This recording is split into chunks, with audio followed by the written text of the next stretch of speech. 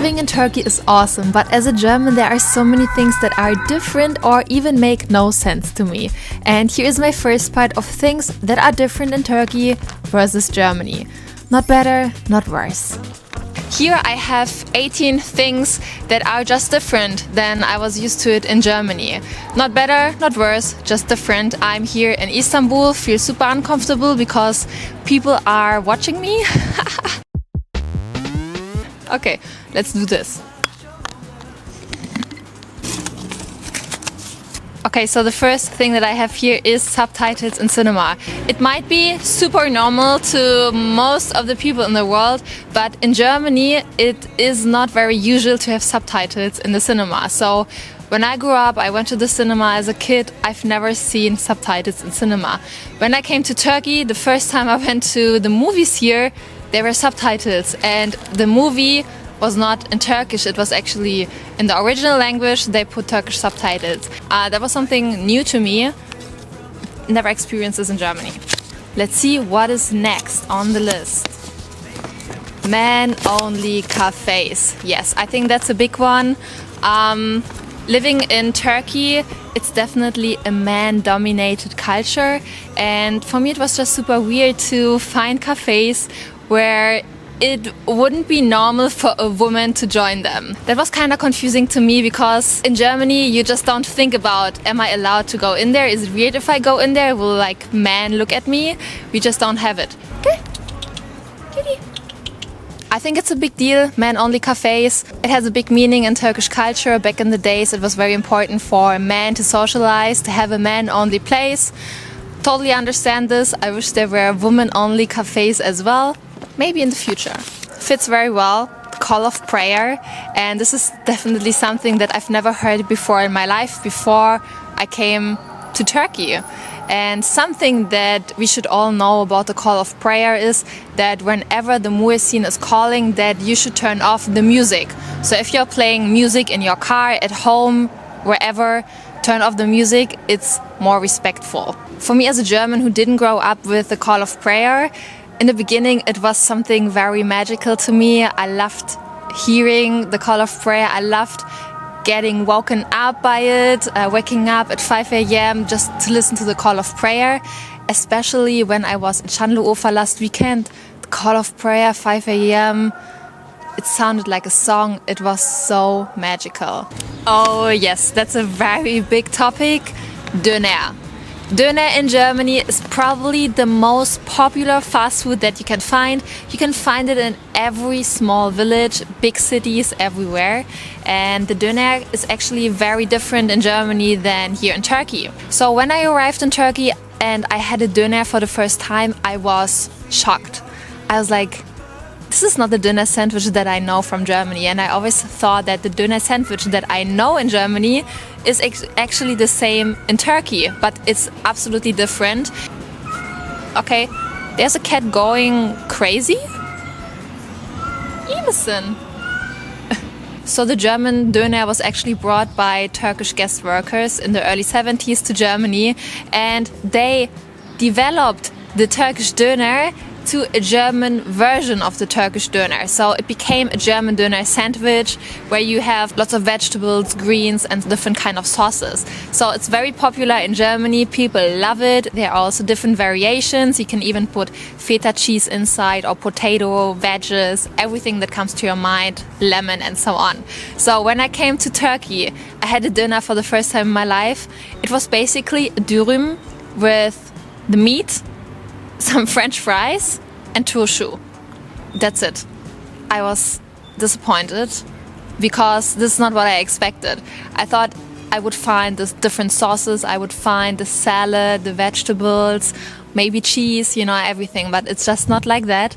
And the reason for that is I found out after living here for over 3 years is that Turkish people love the flavor of the meat. That's why the döner, you find also very many different variations here as İskender, dürüm, sandwich, whatsoever. But here they focus more on the pure flavor of the meat. Yeah, it's a tough one. As a German, I really miss the German döner sandwich.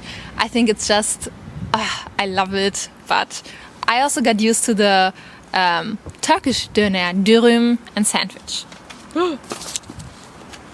Apartments have a name. Oh yes, this is true. I was so confused for the first time when I had to write down my address here in Turkey, and I had to write down so many things. The name of the mahalle, the name of my apartment, the number of the floor where I'm living in, so many things. We don't write this down in Germany. So in Germany, when you write down your address, you just write down your name, the street where you're living in, and the street number. And the city, of course, but that's it. So here in Turkey, you write so many things. And this apartment is just called Halil apartment, I see Mine apartment. Like all these apartments have signs with their names. And I think this is something very cute. It gives the house kind of a personality, but so different than we know this in Germany. I've written down here Tekel Bakkal supermarket. Yes, it's true. Here in Turkey, we have so many different kind of supermarkets where you can different kind of products. So if you want to buy alcohol, you have to go to a tekel. A tekel is basically a place where they are allowed, they have a license to sell the alcohol. If you go to a bakkal, you will probably not find alcohol there, but you'll find all other kind of groceries there. And in a big supermarket, they have both. They have everything you need, also alcohol. Sometimes they do have alcohol, sometimes they don't. But here, definitely the tekel are special places where you can buy alcohol. Yogurt. Oh my god, yogurt is a very big thing here in Turkey. I didn't know before that you can combine yogurt with so many things. Here they eat yogurt with meat. They even drink yogurt as a soup. We have the yayla çorbası. We have so many dishes here that you can combine with yogurt, like Iskender. In Germany, yogurt is more like a dessert, so you don't really have it as a main dish. So this was something so unusual for me when I first came here and explored the Turkish cuisine. The basket tradition for deliveries.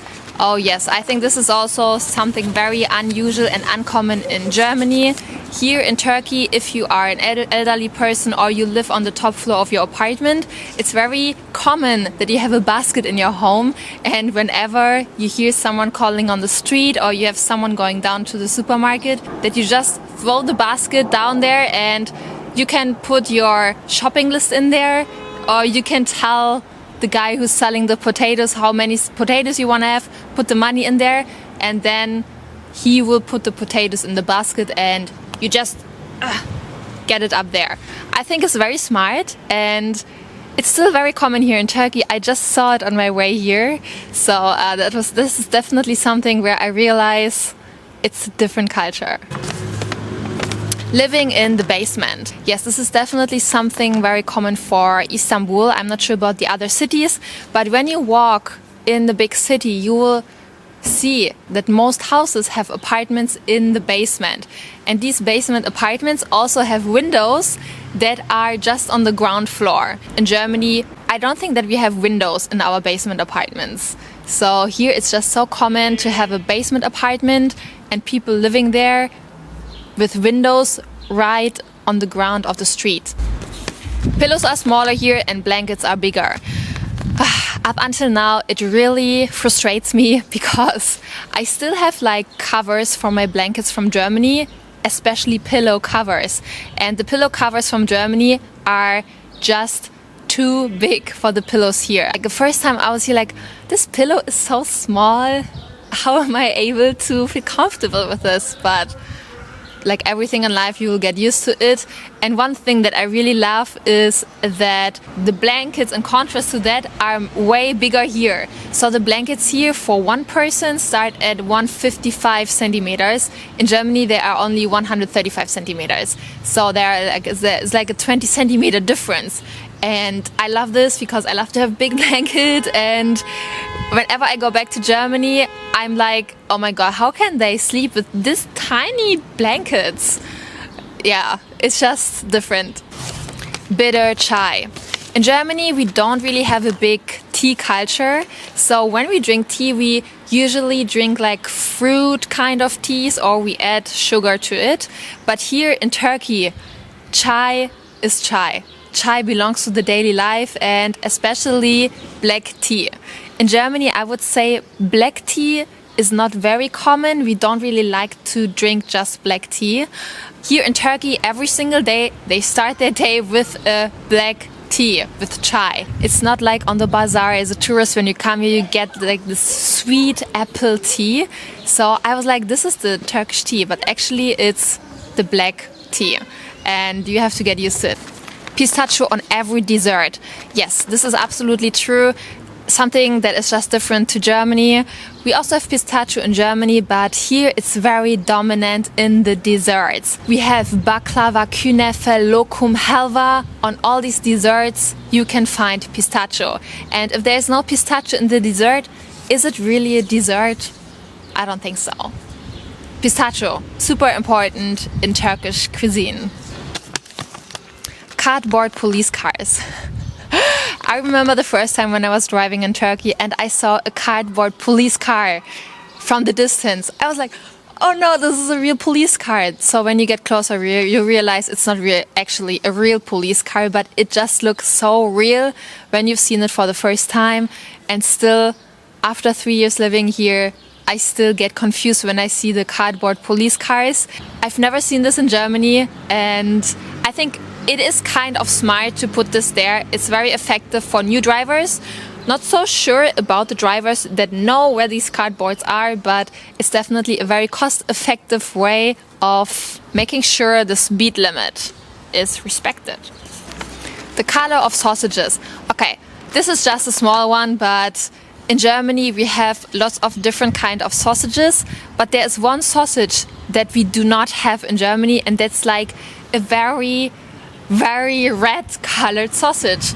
And here in Turkey I mostly see like these red colored sausages.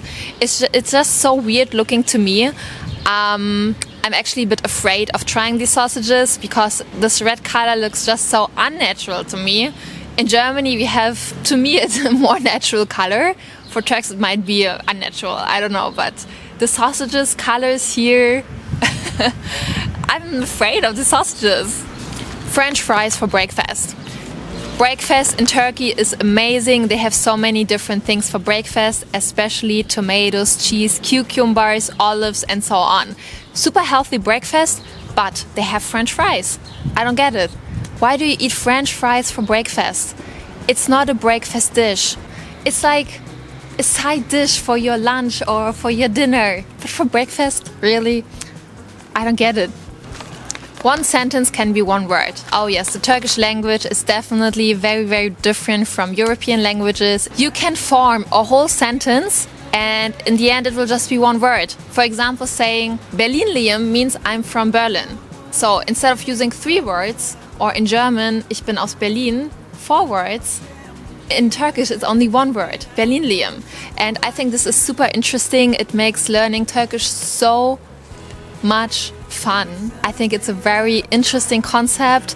It makes your brain work in different ways, and I really love this about the Turkish language. Paying the postman. So this is something that was super weird to me when I came to Turkey, because in Germany the postman is just a postman. He delivers your package and that's his job.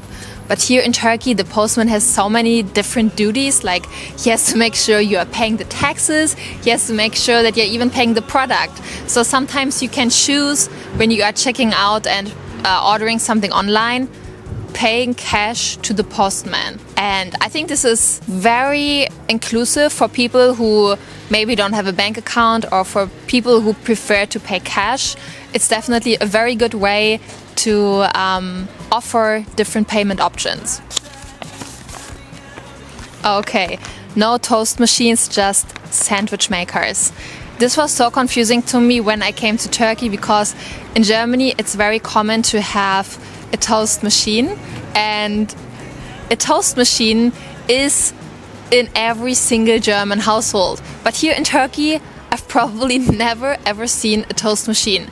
You just see these sandwich makers, and they basically use it as a toast machine, but they also use it to cook their meat. They use it for basically everything. Toast machines. I need a toast machine. Also, it's just not common here. Water is sıcak or soğuk versus sparkling water in Germany. Yes. Here in Turkey, when you order water, they will probably ask you, do you want this cold or warm? And in Germany, they will not ask you this question. They will just ask you mit Sprudel oder ohne. So they will ask you, do you want sparkling water or not? I really miss sparkling water. Here in Turkey, they have sparkling water in like these small bottles. It feels like more fancy to drink sparkling water. Here it's also more expensive than normal water. In Germany, it's the same price. So I feel like if you drink sparkling water here, it's like a luxury kind of water to drink. Yeah, it's very different than in Germany, as it's just equal to normal water. Kitty, yapıyorsun? I believe that this list could go on forever and ever, and also there are so many other things for other foreigners from other countries probably, but for me these are the main things that are just so different for me than in Germany. Not worse, not better. I also made a list about what's worse here and what I think in Turkey is so much more better and brilliant ideas. This will be part 2 and part 3, so I hope you like the video, and I'll see you next time from another province, I guess.